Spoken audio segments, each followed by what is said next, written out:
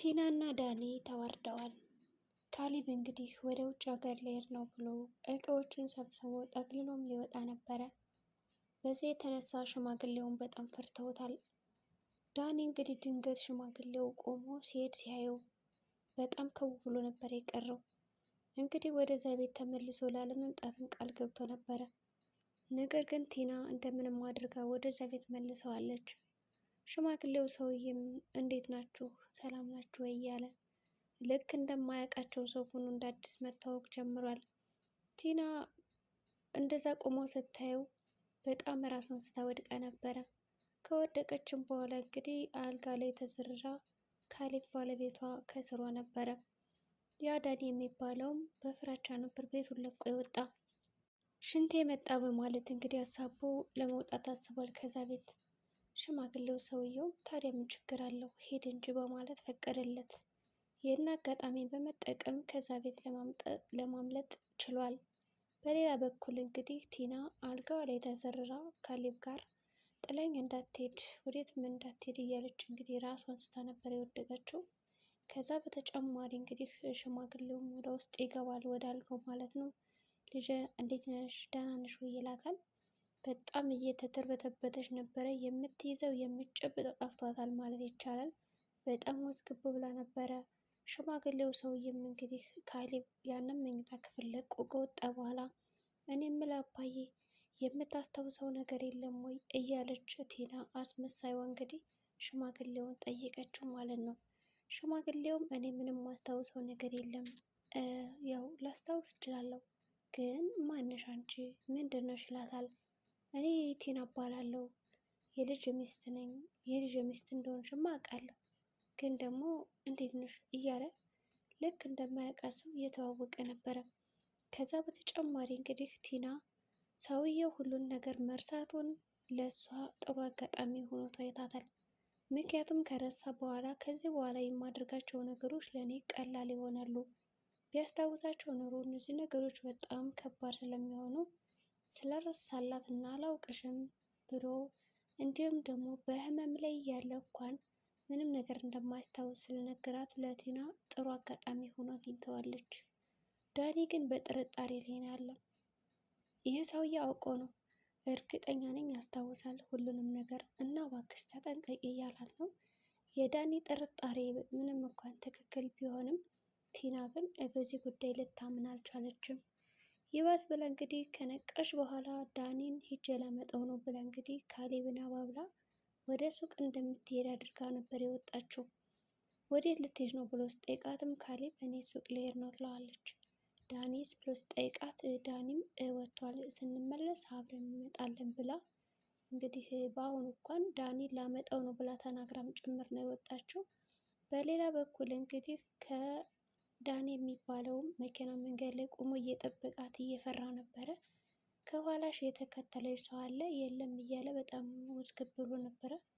ምንድን ነው ይሄን ያክል የምትንቦቀቦቀው? በቃ ቢገባ እኮ ለአንተ ነው የሁሉ ነገር ማድረግለት ትለዋለች። እሱ ደግሞ ምንም አላመነም፣ በፍርሃት ላይ ይገኛል። ለማንኛውም ይህ አጋጣሚ ጥሩ ነው። ያ ሽማግሌ ምንም የሚያስታውሰው ነገር የለም። ስለዚህ ተመልሰ ወደዛ ቤት መግባት አለበት ትልና ዳኒን ይዘው ትሄዳለች። ዳኒ ከገባ በኋላ ሽማግሌው ሰው ጋር ቁጭ ብሎ እንግዲህ አንድ ሆኖ ምንሽ ነው ይሄ ምናምን ብሎ ማጠየቃትም ቲና እንግዳዬ ነው በቃ ዘመዴ ነው ነው ያለችው። እንዲሁም ደግሞ እንግዶች በቃ ምን ሊሉ ነው የተጠሩት እስኪ አምጫቸው ሲላት እሺ ብላ ነበር ያመጣችው ማለት ነው። ከዛ በተጨማሪ እንግዲህ ይህ ዳኒ የተባለው በጣም እየተርበተበተ ይገኛል። አሁንም ይህ ሽማግሌውን ተረጋጋ ልጅ፣ እኔ አሁን እኮ ምንም ነገር ስለማላስታውስ በቃ ተንከባከበኛለህ፣ እኔን ያው አላቅም፣ እሷ የልጅ ሚስት ናት ተንከባከበኛለች። ቢሆንም ደግሞ አሁን አንተ ታግዘኛለህ፣ የረሳኋቸውን ነገር ደግሞ እንዳስታውስም ታግዘኛለህ እያለው ነው። ዳኒም ተመልሶ ጠይቆታል። የእውነት አታስታውስም? ምንም ነገር አላየም ይለዋል። በተደጋጋሚ እየጠየቃቸው ነበረ ሁለቶችም። ሽማግሌው ምንም አላስታውስም በማለት እንግዲህ ሸመጠጣቸዋል።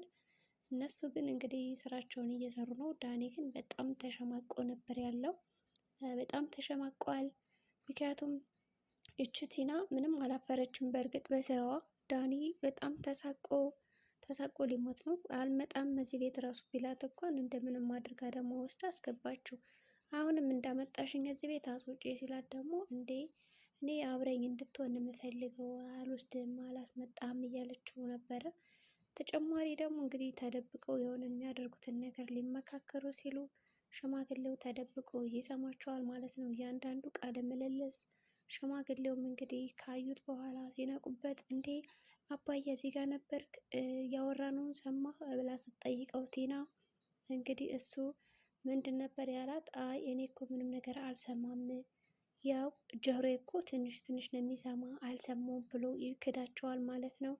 ነገር ግን ሽማግሌው ሁሉን ነገር ያወሩትን ሽምጥጥ አድርጎ ነው የሰማ። በቃ ወደ ውስጥ እንዲዳሩና ወደ ውስጥ ቁጭ ብለው ማውራት ይጀምራሉ። በሌላ በኩል ቲና እና ካሌብ እንግዲህ አባቴን አደራ የምሰጥሽ ላንቺ ነው ተንከባከቢው እያለ ወደ ክፍለ ሀገር ወይም ደግሞ ፊልድ ሊሄድ ስለሆነ አደራ እየሰጣት ነው። ቲና ታዲያ ለምንድን ነው ወደ ሐኪም ቤት የማንወስደው? በቃ ምንም እኮ የሚያስታውሰው ነገር የለም። በዛ ላይ ደግሞ በቃ ከዚህ ወንበር እስከዚህ ዊልቸር ላይ ስለተነሳ ማመስገን አለብን ፈጣሪያችን። በዛ ላይ ጥሩ አጋጣሚ ነው እያለች እንግዲህ ታሞግሰዋለች። ካሌብም እንግዲህ እሱስ ልክ ነሽ፣ በቃ እውነት ነው ተመስገን ነው፣ ጸሎታችን ተሰምቷል፣ ከዊልቸር ላይም አባታችን ተነስቷል እያለ ያሞጋግሳታል። ተጨማሪ እንግዲህ ቲና እጅሬት እያስመሰለች ነበረ። አዎ የኔ ውድ በጣም ደስ ብሎኛል እያለች ብቻ ያልሆነ ቃላቶች ስትጠቀም ነበረ። ካሌብም እንግዲህ አባቱን አደራ ከሰጠ በኋላ ጠዋት ይሆንና በቃ ሊሄድ ነው ብሎ ሻንጣውን ይሰበስባል። በእርግጥ ማታ ነበር ያዘጋጀው።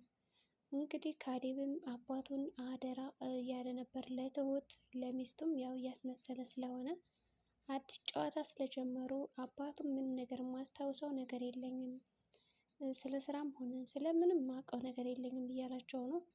ከዛ በተጨማሪ እንግዲህ ይህ ሽማግሌ የሆነ ድርጅት የማራ ነበረ። ከዛ ድርጅት ውስጥ እንዴት ነው ነገሩ? የእውነት ነው ያንን ነገር ደግሞ ትረዳኛለህ ዳኒ እያለውም ነበረ። ዳኒ እሺ ብሏል። ያው የተንተባተበ በፍራቻ ቢሆንም እሺ እረዳለሁ ማለት ነበር የመለሰለት።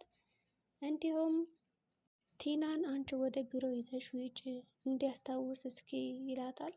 ታዲያ ማን ይዞት የሚሄደው ሲላት፣ ያው እንግዲህ ሹፌር አለ፣ ሹፌሩ ነው ይዞት የሚሄድ። ከዛ በተጨማሪ ደግሞ አንቺም አብረሹ መሄድ አለብሽ፣ የረሳቸውን ነገሮች አስታውሹ። ሲጀመር ያው ረሳ እንጂ እኮ ስራዎችን ምናምን ያስታውሳል እና አብረሹ ሁኚ ብሏታል። በዚህ ጉዳይ ያው አልስማማም አላለችም፣ እሺ ነበር ያለችው። ቴናም እንግዲህ ወደ መስሪያ ቤቱ ይዘው ትሄዳለች ወይስ አትሄድም? አብረን የምናይ ይሆናል። በሌላ በኩል እንግዲህ ካሌብ ጓዙን ሸክፎ ለመውጣት ሲሞክር ያው አደራችሁ የምትበሉትንም ተጠንቀቁ እያለ ትሁትንና አባቱን ይመክራል። ከዛ ቀደም ብሎ ትሁትና ቴና በጣም ሲጨቃጨቁ ነበረ። ትሁትን ያሸነፍኩሽ ትላታለች። ቲና ደግሞ አሁንም ቢሆን ምንም የሚያስታውሰው ነገር የለም፣ ስለዚህ እኔ ነኝ ያሸነፍኩሽ እያለች በጣም ትከራከራለች። አንቺ ሰይጣን ነሽ ቀንድ ያለው ያውም እያለቻት ነበር ትሁት እንደዛ ስትላት እንግዲህ ቲና በጣም ትናደዳለች ማለት ነው። ለማንኛውም በቃ እዚህ በላይ ምንም አታረጊም። በሌላ በኩል እንግዲህ ቲና ትሁትን እዛ ቤት ማባረር ትፈልጋለች። ሌላ ስራ እንድትሰራ ነው የምትፈልገው። ሰውየው ደግሞ ይህንን አልፈቀደም። ካሌብም ቢሆን አልፈቀደም። ካሌብ እንግዲህ አባቱንና ትሁትን እየተሰናበተ ያለ ስልኩን ይረሳዋል። እንግዲህ እነዚህ ሁለት ቲና እና ዳኒ ደግሞ ሶፋ ላይ እንግዲህ ቁጭ ብለው የራሳቸውን የፍቅር ጊዜ እያጣጣሙ ነበረ። ስልኬን ረሳው ብሎ ሲገባ እንግዲህ ሊሳሳሙ ሲሉ ነው የደረሰባቸው። እንግዲህ ምን ይውጣት አሁን ደግሞ ቲና ማለት ነው ምን ትል።